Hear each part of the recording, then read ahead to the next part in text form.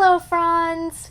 My name is Amy Gennady, and if you don't know me, which you probably don't, because who the fuck am I am a recent graduate with my BFA in creative writing, and basically what I thought that means is I'm qualified to talk about writing and stuff on the internet. If you see me wiggling my arm, it's because the cat is right here, and if I don't pet her, she's gonna meow very aggressively and ruin my takes. As a poet and writer myself, I often like to browse Amazon and see, kind of what's trending and what's popular in different types of genres of literature and such. So I thought it would be fun for our first, kind of get to know each other type video if we could take a quick scroll through like the top recommended poetry collections on Amazon, and I went to go scroll through them and I noticed this common theme, and it got me thinking about internet poetry.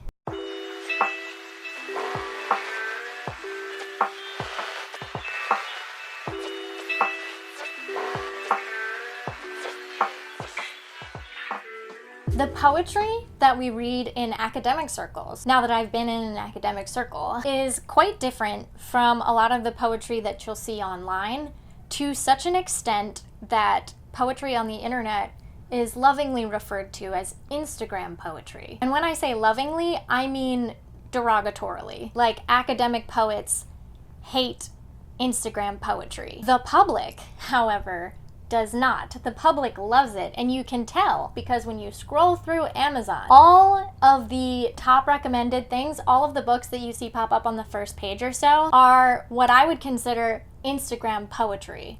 Why would I deem them that way? That's what we're going to talk about in this video. First, we have to get a running definition that we're all cool with about what Instagram poetry is. A lot of people think that Instagram poetry lacks poetics, especially in academic circles, and I would argue that Instagram poetry actually has its own tradition of poetics. So we're going to kind of break those down for you real fast before we get into, is Amazon poetry the same thing as Instagram poetry? Are they kind of synonymous? So for a couple examples, I found this Twitter thread that has quotes from R.H. Sin's book, and I'm just going to use these as an example to kind of break down what the poetics found in these things are. So this poem, Generation Denial. My generation, always dating, but never go on dates, always so in love while complaining about the pain. Bars. The first thing that you'll notice, this poem is one sentence, or it's one sentence for the most part. It's difficult to tell because there's no punctuation. It's one sentence and it goes on for 6 lines, and the line breaks fall.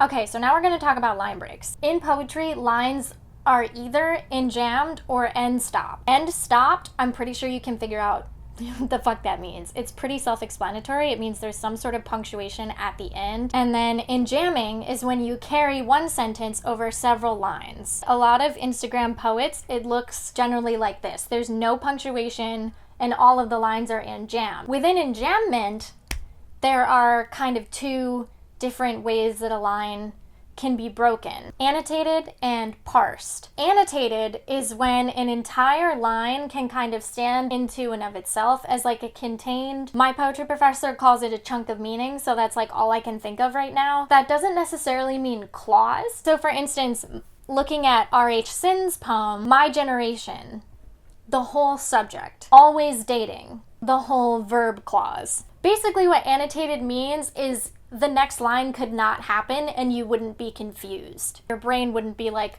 but what comes next? Parsed is the opposite of that. For example, this is from one of Rupi Kaur's Untitled poems that starts with, I want to apologize to all the women. For an example of a parsed line, I'm sorry I made it sound as though. That chunk is not complete. We stop on the word though and your brain immediately goes, though what? If you can ask the question blank what, that's an indication of a parsed line. So far we've established of Instagram poetry that it's often one sentence enjammed over several lines, and that the lines are often annotated, not parsed. Anybody that doesn't follow all of these specific rules, I think if you hit most of them, you can still kind of call it Instagram poetry. Typically one sentence and jammed over several lines. They're often short poems because if you think about it, they have to fit in this like little window. A lot of the times they use this really vague language.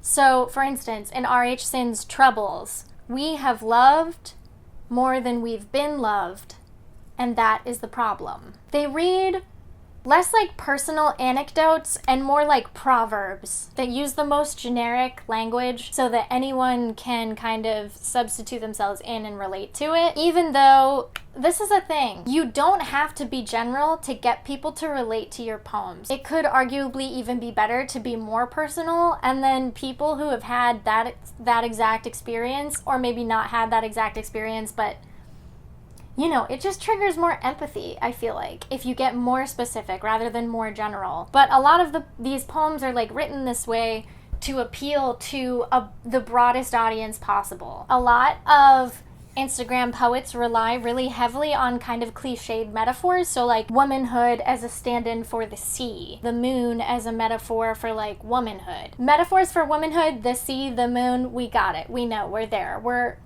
Honey is used a lot. I'm going to quote now from an article written by Tala Bakdash. She puts the problem with Instagram poetry kind of very well, or the argument against Instagram poetry. Tala Bakdash is a writer for thetempest.com, and she wrote this article on August 20th, 2017, called "Those Instagram Poets Are Ruining Everything Good in the World, and This Is Why I'm Against Them." She says, "I'm talking about those 3 to 7 line pieces that usually talk about love, loss, and womanhood.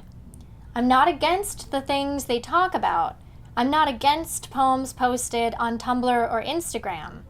I'm also not against short, minimalist, or experimental poetry. What I am against are the poems that are so easy to read that they become emotionally inaccessible.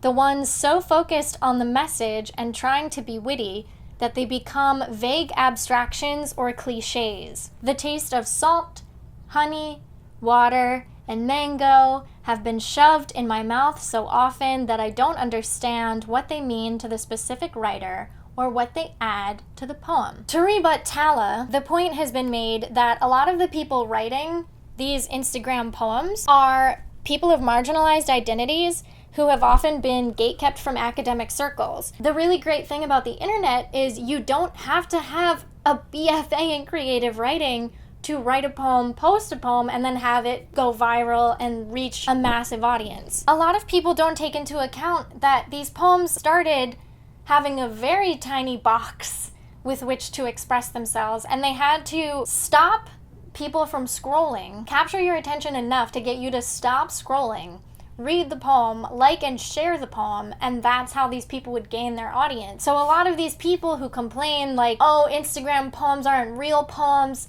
they are real poems. They were just written for a different audience. A lot of people have made the claim that, okay, so Instagram poetry is exposing new people to poems, and that way more people get interested in poetry, start reading poetry, start buying poetry, da-da-da-da-da. But is it really getting people interested in poetry if the only type of poetry those people will then consume is other books written in the style of Instagram poetry? Let's take a dive into Amazon and see how much of this poetry is Instagram poetry and how much of it is classical. This first book of poetry, no preview available on Amazon, by the way. I just wanted to include it in the video because his name is Edgar Holmes, and the first page is, "May her love touch you through these pages as it has touched me through my life."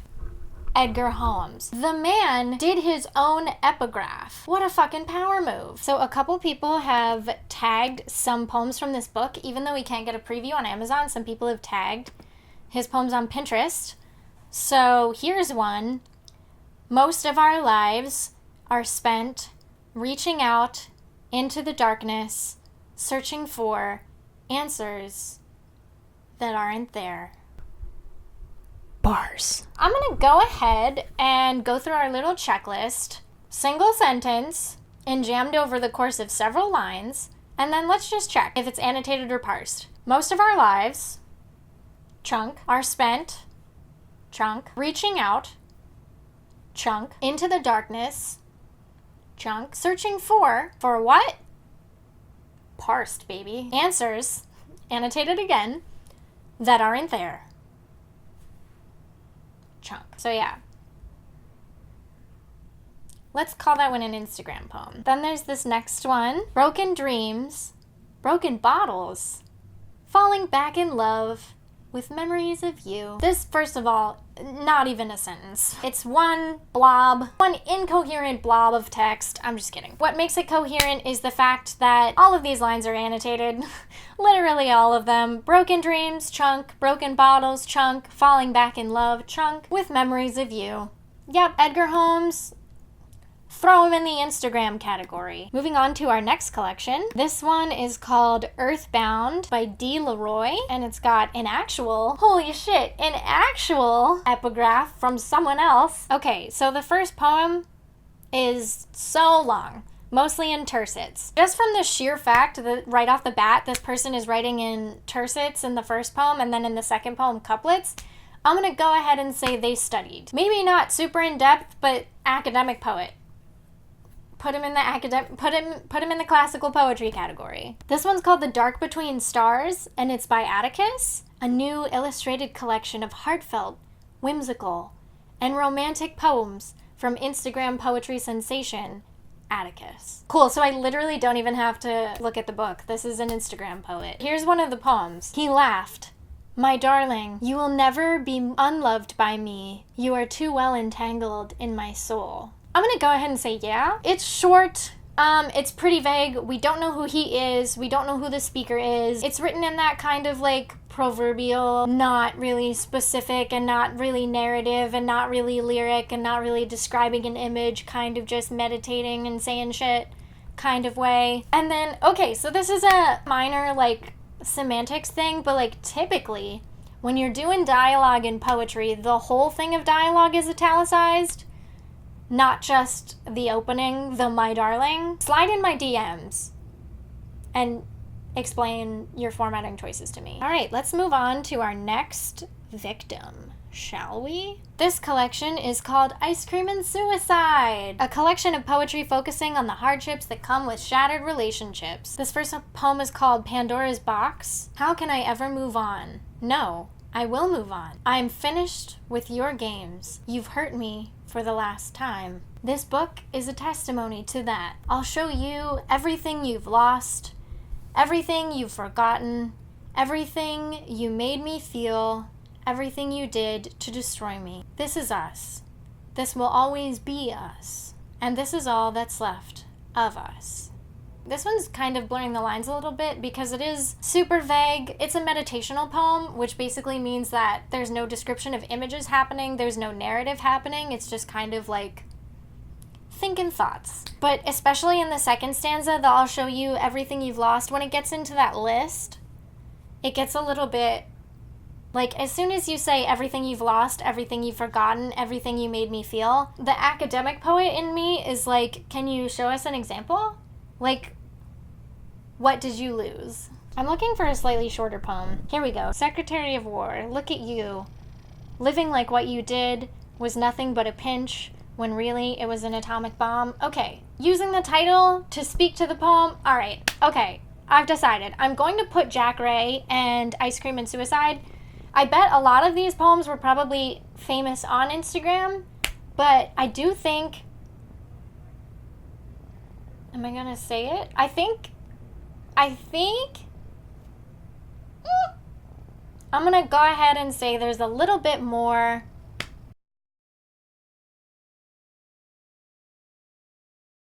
This one is called Wholehearted, a collection of poetry and prose, and it's by Sarah Bonnie? She's got this poem, Thankful. Ask me how many times life broke me, and I will tell you why I am a poet. I hate this.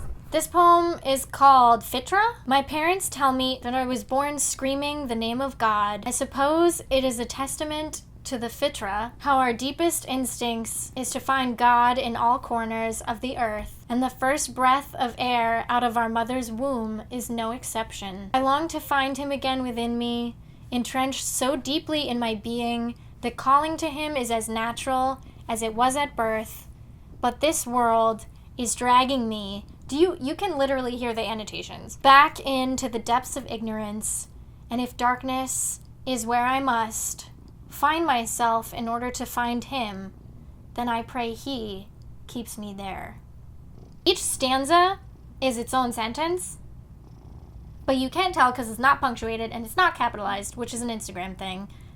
She does the signature at the bottom, or like put the title at the bottom like a signature thing, which we didn't talk about this, but that's typically you see that on Instagram. A lot of the lines are annotated, as we mentioned. The poetics of this poem vary. There's no specific images, or there's rarely specific images. It's all like, yeah, you know at this point. Sarah Bonnie? I still don't know how to say your name. Hard Instagram. Next up, we got Becoming by Renata Williams. These fonts are atrocious, but that's not what we're here for, so we're not going to talk about it. Her dedication page is thank you, whole separate page, for believing in me. The first poem is called Dear Beautiful Soul. It's center aligned. Poets, can I talk to you for a sec? But poet to poet, stop fucking center aligning your poetry. You get to take advantage of the page as a physical manifestation of how you want people to read your poem. So every time I see a poem that's like center aligned, I'm like, what is the intention? Okay, so Dear Beautiful Soul. I know it's hard, like really hard. This thing called life, it's interesting, to say the least. I want you to know that I believe in you.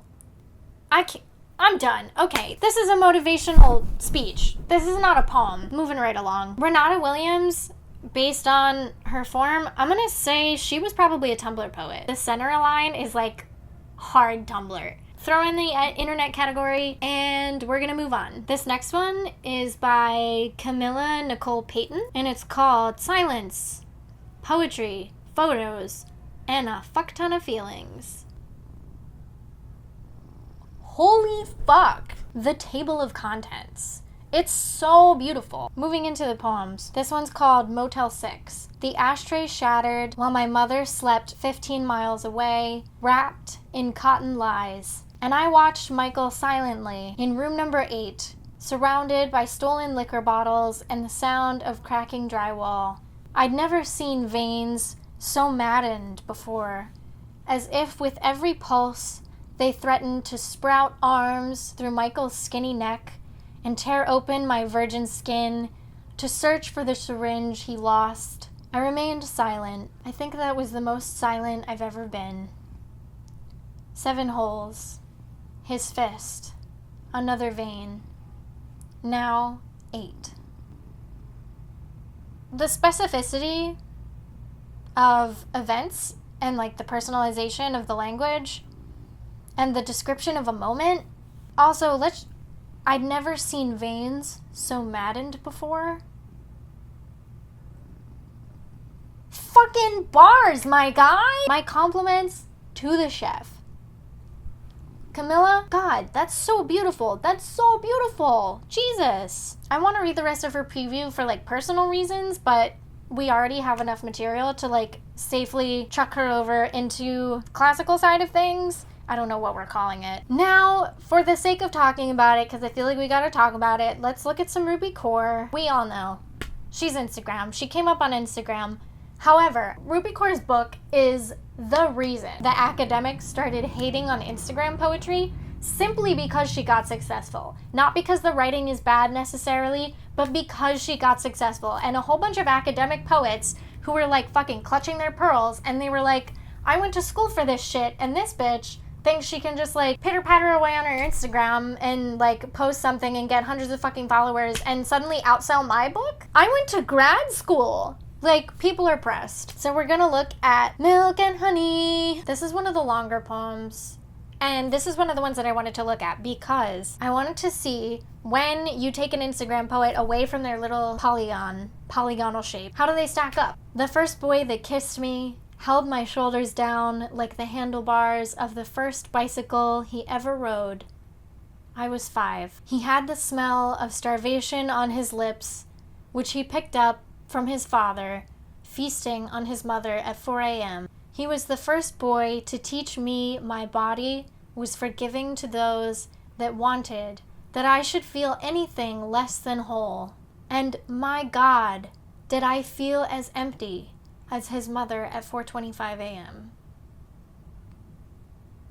The academic community is quaking. No, it's not capitalized. It's not really punctuated except for the 4 a.m. so that you know that it's 4 a.m. And it's like a little bit weird that she punctuated that, but I think it's because she just didn't want to capitalize a.m. because that would throw off the aesthetic. Even the I's are not capitalized. This is a fucking poem. Not that the other ones aren't, but you know what I mean? Like, some of these lines are parsed. Ruby doesn't get enough credit for her parsing, but she's parsing all over the place. To teach me my body was... First of all, that's a great line. There's specificity in this. It's possible to take these metaphors and do something fun and funky and fresh with them. Make them a little cute, make them a little spicy. I think this bike sex metaphor is like really working here in a way that I've never seen it work before. Because when you think about riding, first of all, it's usually the actual riding part. It's not held my shoulders down like handlebars. That's the twist. This is a good poem.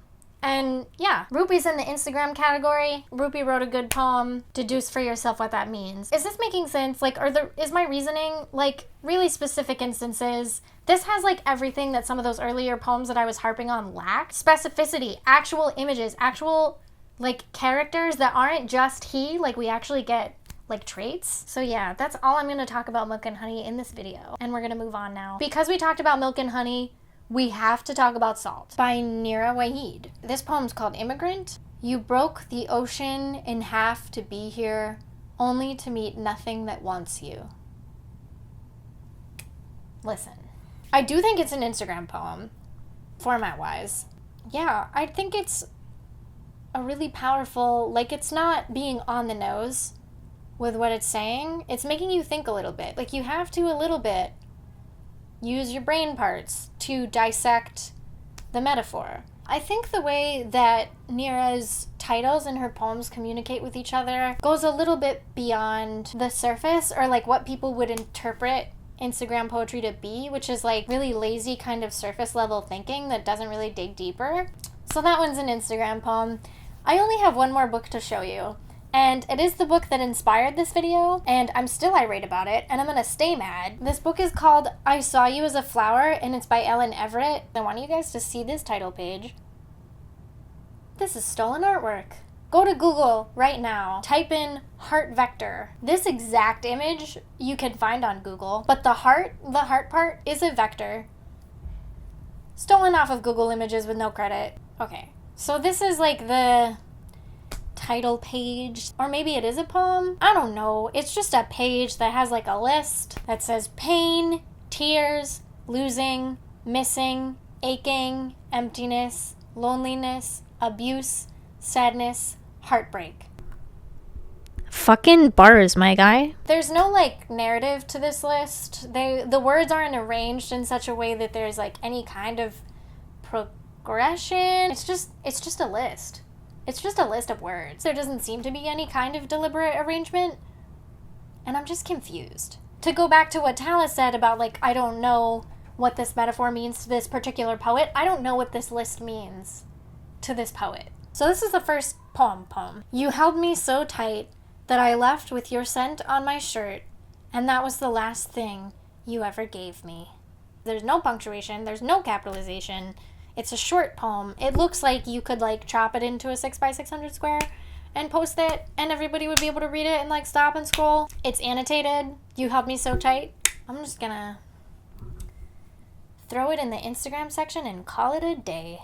Yeah. So that is pretty much the entire page of the top recommendations on Amazon for poetry.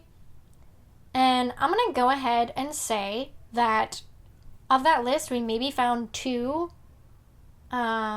classic poets, classically trained poets, I guess I should say. We started this video with the goal of discovering what is most popular on Amazon. Obviously, it's the thing that gets the most clicks, the most views. If it's popular on Amazon, that doesn't mean that there isn't a community for canonical poetry still. And it doesn't mean that people aren't buying poetry books. It just means that all of us are shopping at indie bookstores and it's not being reflected on Amazon. Instagram poetry at the end of the day just refers to anything you can fit in a 600 by 600 square. And it does, a form has evolved because of that, but it's just poets adapting to the market.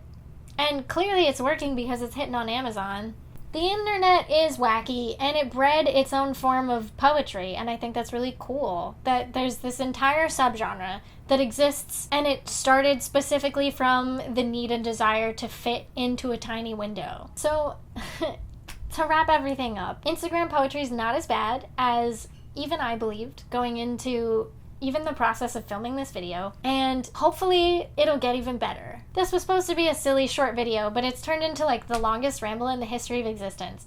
So anyway, I'm Amy. My socials will be below or whatever. Like, comment, subscribe. You know the deal. You know the dealie. You've been on YouTube longer than I have, probably as a viewer, not as a content creator. Okay, thank you so much, guys. I will see you in the next one. I'll come up with the kitschy sign-off thing to do at some point, but yeah, bye!